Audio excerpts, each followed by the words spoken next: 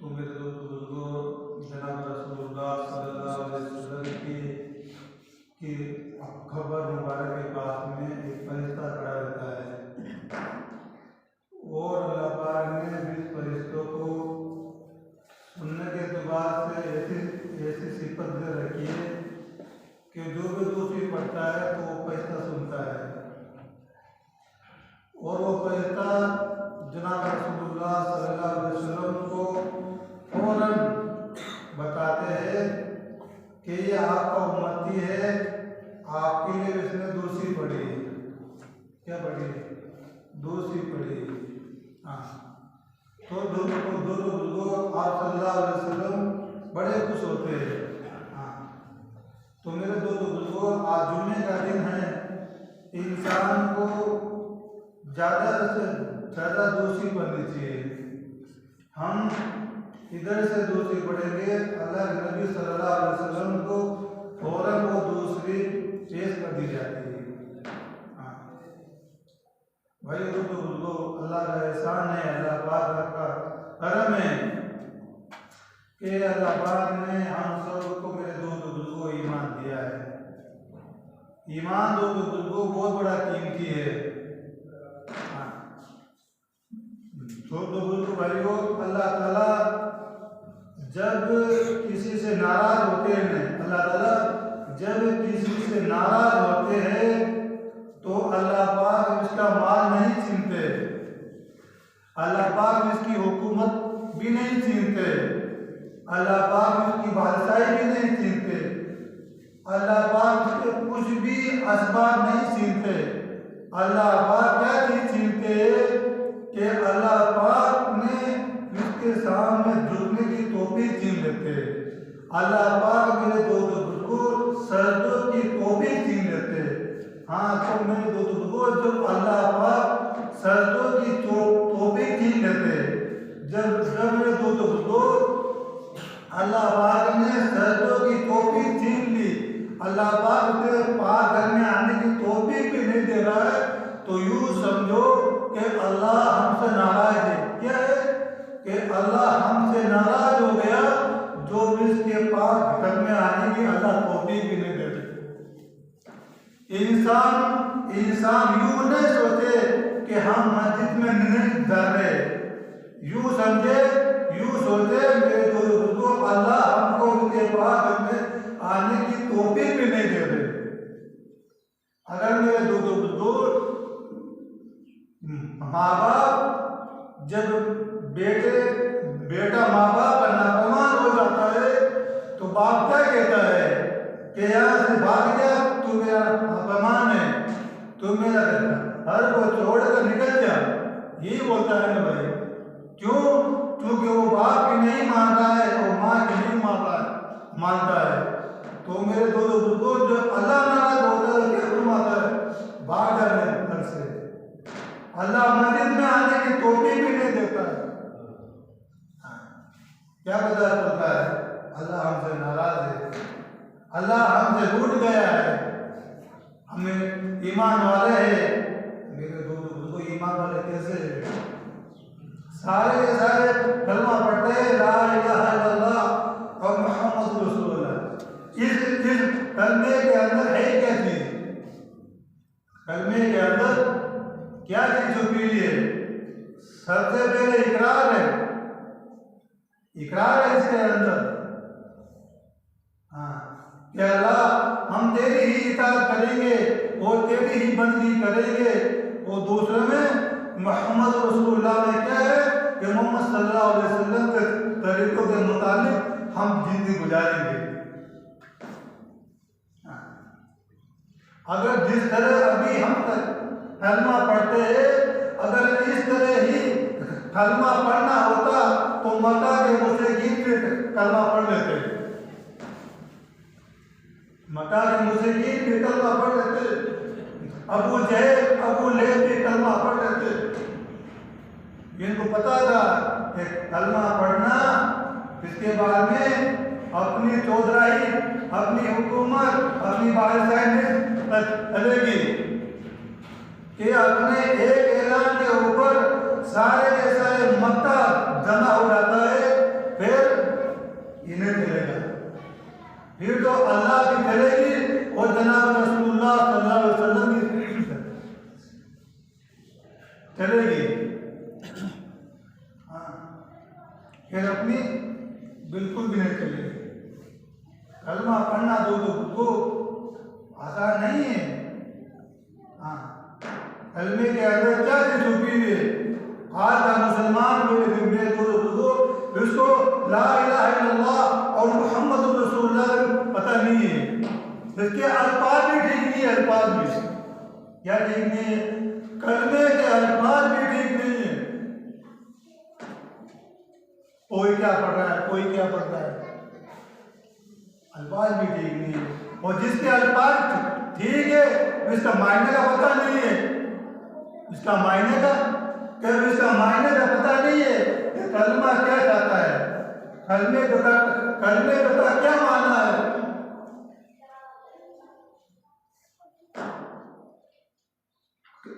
सिर्फ ला इलाहा इल्लल्लाह और मोहम्मद रसूलुल्लाह ये तो कलमे के अल्फाज है। क्या है कि ये तो सिर्फ कलमे के अल्फाज है। अब कलमे का मायना नहीं ये है कि नहीं है कोई माबूद सिवाय अल्लाह के, मोहम्मद रसूलुल्लाह सल्लल्लाहु अलैहि वसल्लम अल्लाह के बंदे और रसूल है।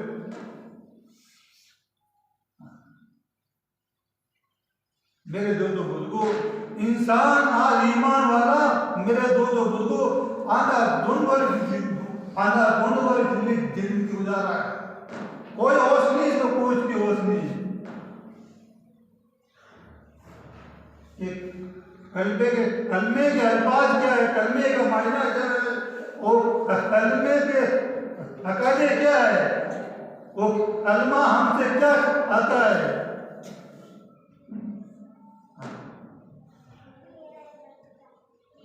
सिर्फ एक नाम का मुसलमान रह गया। इस जिंदगी के अंदर आमाल तो बिल्कुल भी नहीं है।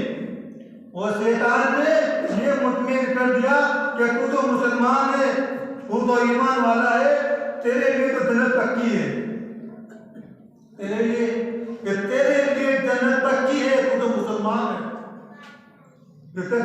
तू तो ईमान वाला है।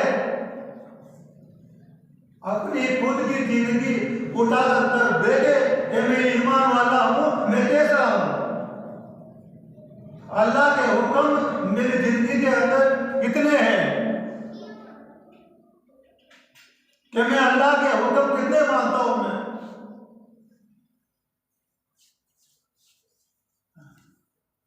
ईमान के बाद में नमाज सबसे बड़ा हुक्म है।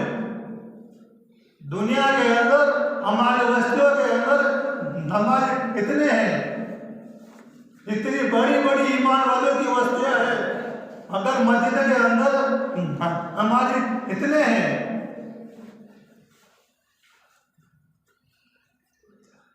हदीस में आता है कि जिसने नमाज को छोड़ा उसने दीन को छोड़ा।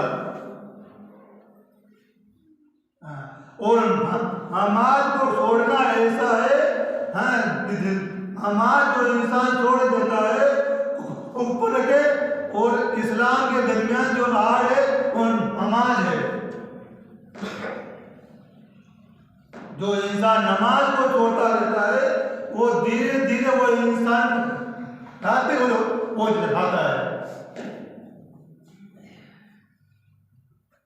हाँ मेरे दोस्तों, हमारी जिंदगी के अंदर नमाज कितनी है, अल्लाह का हुक्म कितना है।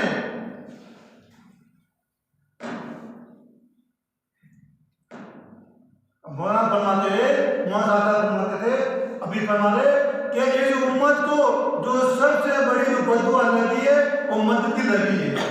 क्या लगी? मस्जिद की।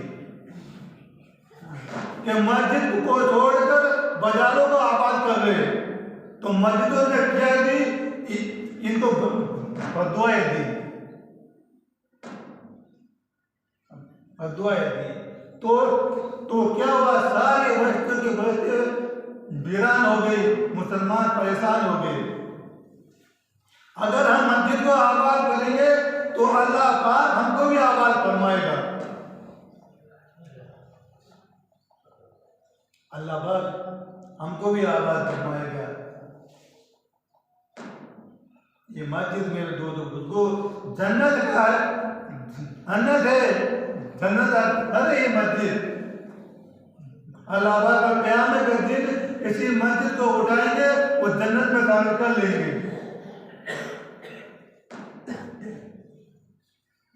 मस्जिद को वीरान करके मेरे दो बुजुर्गों हम आबाद अभी भी नहीं हो सकते,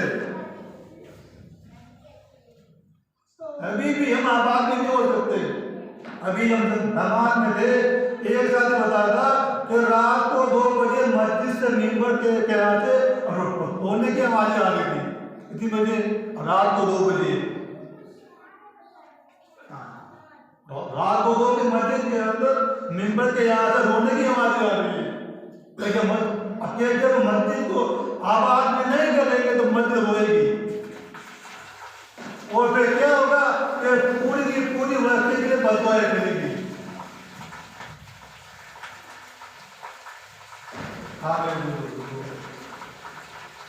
वो साथी बता रहा था कि वो मस्जिद यूं कह रही थी कि मैं अब पूरी की पूरी वस्ती के लिए बददुआएं करूंगी। क्या करूंगी? पूरी की पूरी वस्ती के लिए बददुआ करूंगी कि मुझे आबाद नहीं कर रहे। फिर बस्ती वालों ने सुनो मशवरा किया है, अब मस्जिद को आबाद कर रहे। हाँ आज से मुसलमान नाम का रह गया, ईमान वाला नाम का रह गया। हमारे जिंदगी के अंदर दिल कितना है। अल्लाह पाक ने किसी दीन के ऊपर दुनिया में आखिरत का कामयाबी का वादा रखा है। दुनिया में आखिरत के अंदर अल्लाह पाक किसी दीन से कामयाब फरमाएंगे।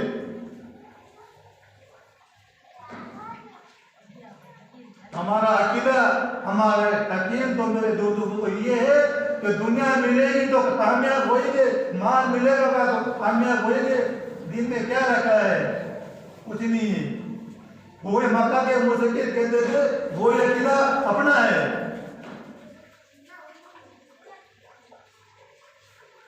कि क्या पढ़ोगे, नमाज पढ़ोगे, तुम्हें क्या मिलेगा? कुछ नहीं मिलेगा। मक्का के मुशरिकीन कहते थे वो अकीदा अपना है। क्या है बाबा मस्जिद में जाना? कुछ नहीं है। जब मौत आएगी ना तो अब पता चलेगा कि मस्जिदों में क्या है, वो मस्जिदों के अंदर आने वाली क्या चीज है। मुनाफिकीन मक्का के अंदर आप सल्लल्लाहु अलैहि वसल्लम के पीछे नमाज पढ़ते थे। हम तो ईमान वाले होकर भी सिर्फ जुम्मे के दिन आते, आते जुम्मे के दिन आते सिर्फ अल्लाह को कसम दिखाने के लिए। हम आगे बस हाजिर बनने के लिए। सबसे आखिर में आते और सबसे पहले भागते हैं। जैसे हम अल्लाह पे एहसान कर रहे। क्या कर रहे हम? अल्लाह पे एहसान कर रहे। हफ्ते में एक दिन आते, सबसे आखिर में आते, सबसे पहले भागते। सुन्नत भी नहीं पढ़ते। क्या नहीं पढ़ते? सुन्नत भी नहीं पढ़ते। हदीस में आता है हाँ कि जिसने सुन्नत को छोड़ा वो इंसान धीरे धीरे गुमराह हो जाएगा। क्या हो जाएगा? जिसने रसूलुल्लाह सल्लल्लाहु अलैहि वसल्लम की सुन्नत को छोड़ा, उस सुन्नत को छोड़ा, वो इंसान धीरे धीरे गुमराह हो जाएगा। सुन्नत भी नहीं पढ़ते। आगे आगे हो सकते हैं, आगे आते रहो।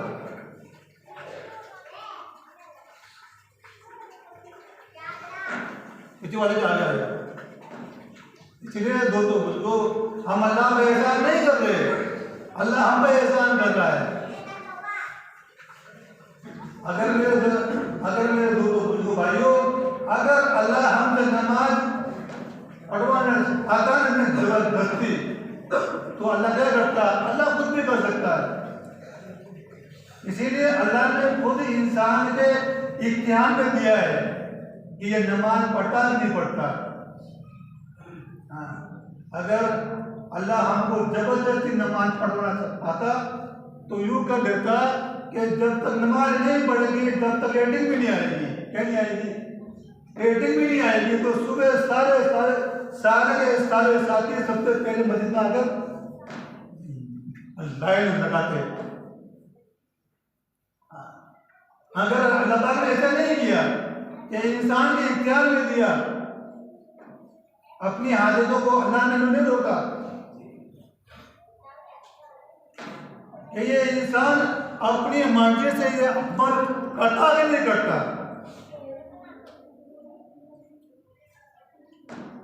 अल्लाह पाक की नेमतें हम 24 घंटा खाते, हर वक्त खाते और अल्लाह की इताअत नहीं करते। अल्लाह का भी कोई हक है?